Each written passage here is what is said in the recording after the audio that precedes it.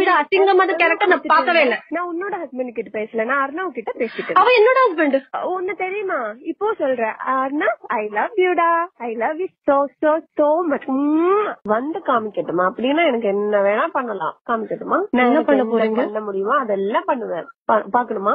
என்ன பண்ண போற நீ? அது நான் பண்றேன். அது எதுக்கு நான் உன்கிட்ட சொல்லணும்? இதெல்லாம் நல்லதுக்கு இல்ல அன்ஷி. நீ ஒரு பொண்ணாயிட்டு இன்னொரு பொண்ணோட லைஃப்ல விளையாடாத. ஒரு மாதிரியா இருக்கும். உன்னை இப்ப என் கையில கிடைச்சா நான் என்ன பண்ண தெரியுமா, அப்படியே அடிச்சு வெட்டி நாய்க்கு போட்டுருவேன்.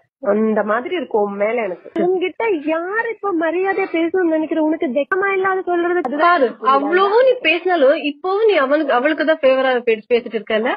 என்ன வரணும் சொல்லு. என்ன கூட்டு எங்க ஓடி போயிட்டாளா? இல்ல நான் கேக்குறேன். என்னோட உன்னோட வைஃப் கிட்டயே ஆமாடி உன்னோட ஹஸ்பண்டுக்கு ஐ லவ் யூ சொல்ற, என்னடி நீ பண்ணுவ சொல்ற. அவ என்ன உண்மையிலேயே சொல்லிட்டு இருக்கா? அவ கோவத்துல. கோவமா? ஒரு பொண்டாட்டி கிட்ட வந்துட்டு உன் ஹஸ்பண்டுக்கு ஐ லவ் யூ சொல்றேன் கோவத்துல சொல்றதா?